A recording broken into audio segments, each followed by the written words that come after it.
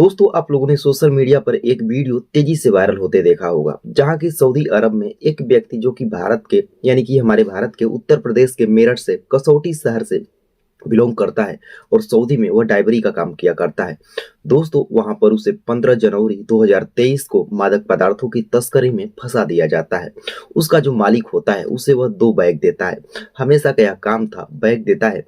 उस बैग में मादक पदार्थ पाउडर जैसे कुछ होते हैं और पुलिस जो होती है उसकी पीछा करती है। पीछा करने के बाद जब उसे पकड़ लिया जाता है तब उसे कुछ समझ में नहीं आता। अचानक पुलिस जो होती है पकड़ती है और वो कहती है कि तुम नशीले पदार्थों की तस्करी करते हो।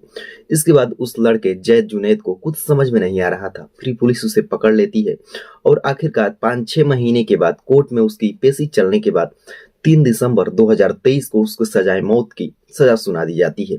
दोस्तों, जब उसको सजाए मौत की सजा सुनाई जाती है तो जो लड़का होता है वह काफी परेशान था, काफी हैरान था।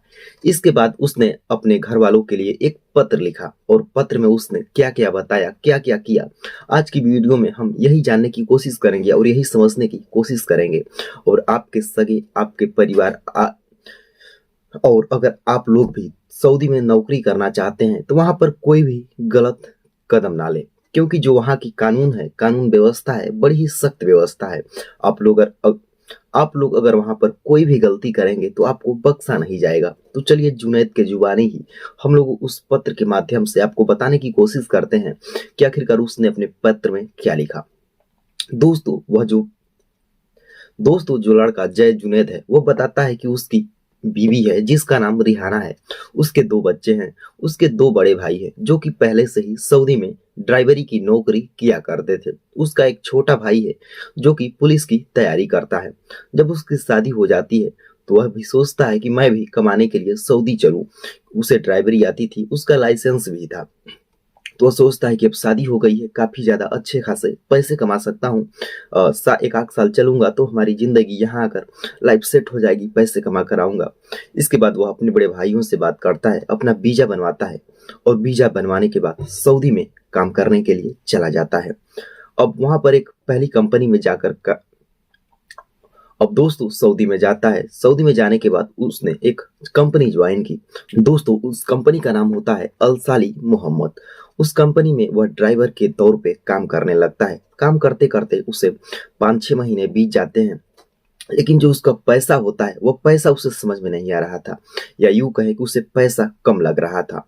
अब इसके बाद वह एक नई कंपनी तलाशने की कोशिश करने लगता है, अपने बड़े भाइयों से भी बात करता है।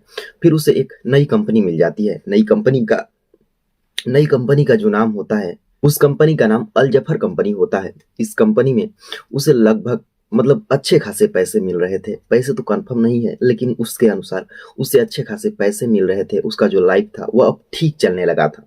सब कुछ ठीक चल रहा था। घर पे पैसे भी भेज रहा था। घर पे जो परिवार वाले थे, घर वाले भी सब ठीक ठाक से रह रहे थे।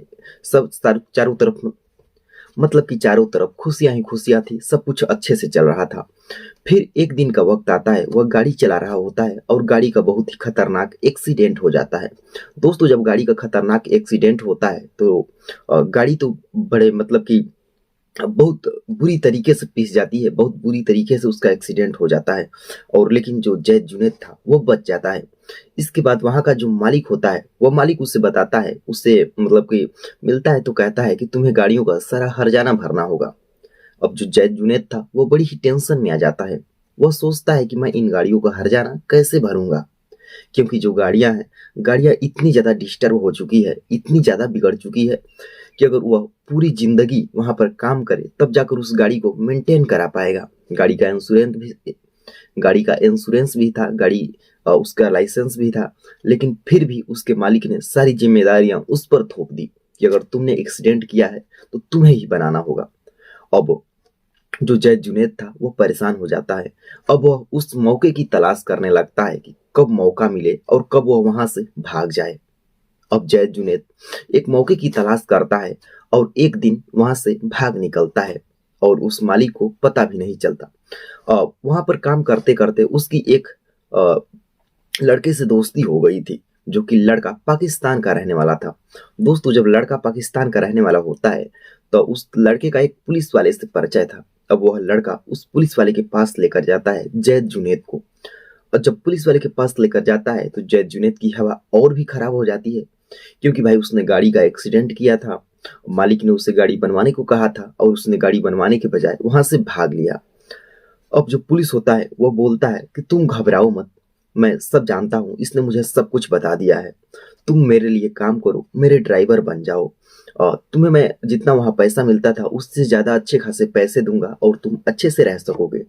अब जो जैद जुनैद होता है वो बोलता है कि ठीक है, मुझे पैसों की ही जरूरत है सर, लेकिन आप ये देखिएगा कि मेरे ऊपर कोई दिक्कत ना आए, मुझे पकड़ा ना जाए। तो वो बोलता है कि ठीक है, तुम्हें कोई दिक्कत नहीं होगी, तुम एक पुलिस वाले की शरण में आए हो, वो भी खास तौर से दुबई पुलिस, अ, वो भी खास तौर से सऊदी में जहां तुम रह रहे हो वहीं के पुलिस के पास आए हो।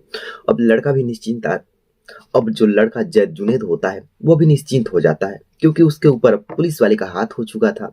जब वह निश्चिंत होता है तो उसे काम मिल जाता है। वह ड्राइवरी का काम किया करता था और उसको काम ऐसा मिला था कि उसको एक बैग कभी दो बैग हुआ करता था, उस बैग को डिलीवर करना होता था एक पते पर, जो पता पुलिस वाला बताता था। अ, अब जो जैद जुनैद था वो भी मतलब सोच में पड़ जाता था कि मुझे एक बैग डिलीवर के इतने सारे पैसे मिल रहे हैं, इस बैग में क्या हो सकता है, क्या ही होगा बैग में। तो लेकिन उसको खोलने की कभी उसकी हिम्मत नहीं हुई, क्योंकि जो पुलिस वाला होता है उसका मालिक ही पुलिस वाला था, उसका मालिक ही सरकारी आदमी था। तो वो सोचता है कि पुलिस वाला थोड़ी ना कोई गलत काम करवाएगा या कुछ ऐसा, तो कभी बैग को यही सोचकर कभी खोलता नहीं है। और जब भी मतलब काम किया करता था, जो भी उसे डिलीवर करने के लिए बैग मिलता था तो वह लेकर उसे जाकर डिलीवर कर दिया करता था। दोस्तों ऐसे ही काम चलता रहता है, डिलीवर करता रहता है, पैसे भी अच्छे खासे मिलते रहते हैं। पुलिस वाला कभी कभी तो उसको अपने घर पर खाने के लिए मतलब इनवाइट कर लेता था, आता था, खाना खाता था और फिर वह जय जुनैद फिर चला जाता था। यानी कि जो पुलिस वाले की एक गाड़ी थी वो हमेशा ही उसके पास रहा करती थी। जब फोन किया करता वह आता, बैग को डिलीवर कर देता। कभी काल के उसके घर परिवार में जो उसकी बीवी थी पुलिस वाले की, जो बच्चे थे, उनको मार्केट कराना, कई तरीके के ऐसे काम उसे कराया करता था। तो वो भी सोचता था कि चलो ठीक है। अ, फिर डिलीवर करते करते एक दिन बात आती है 15 जनवरी 2023 की, जब वह माल को लेकर यानी कि बैग को, दो बैगों को लेकर वह डिलीवर करने के लिए जा रहा होता है। तभी जो वहां की पुलिस होती है, पुलिस उसका पीछा कर लेती है। पीछा करने के बाद कई सारी गाड़ियों का जो काफिला होता है, लगभग 5-7 गाड़ी पुलिस उसे पीछा कर रहे होते हैं। तो वह यह सब देखकर बड़ी ही घबरा जाता है। वो सोचता है कि लगता है कि पिछले मालिक के पास, जो कि अल जफर कंपनी में काम किया था, उसने गाड़ी का एक्सीडेंट किया था। शायद पुलिस वालों ने उसे पहचान लिया है या उसने एफआईआर कर दिया है, पुलिस ने उसका इसी कारण से पीछा किया है।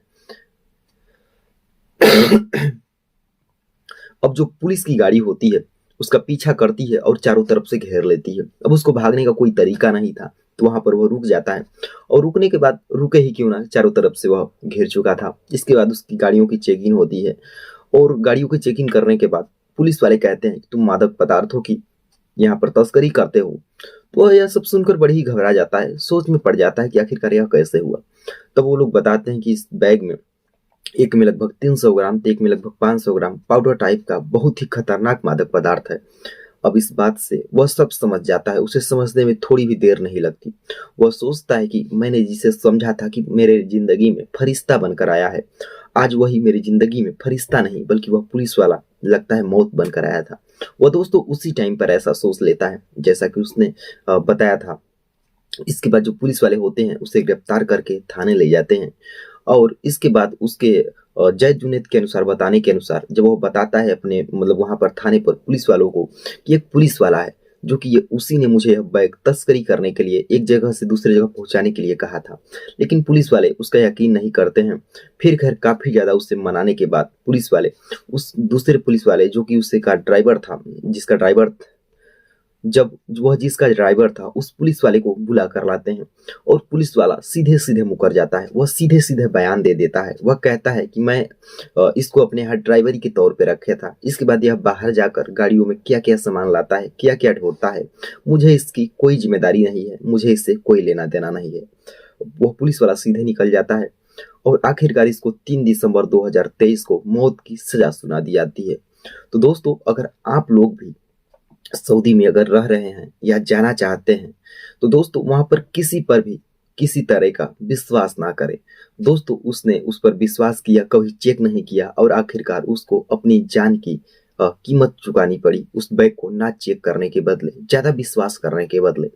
तो आप लोग भी अगर बाहर जाना चाहते हैं, खास तौर से दुबई में, खास तौर से सऊदी में, तो आप लोग इस बात का विशेष ध्यान रखें कि आप लोगों को ज़्यादा किसी पर विश्वास नहीं करना है।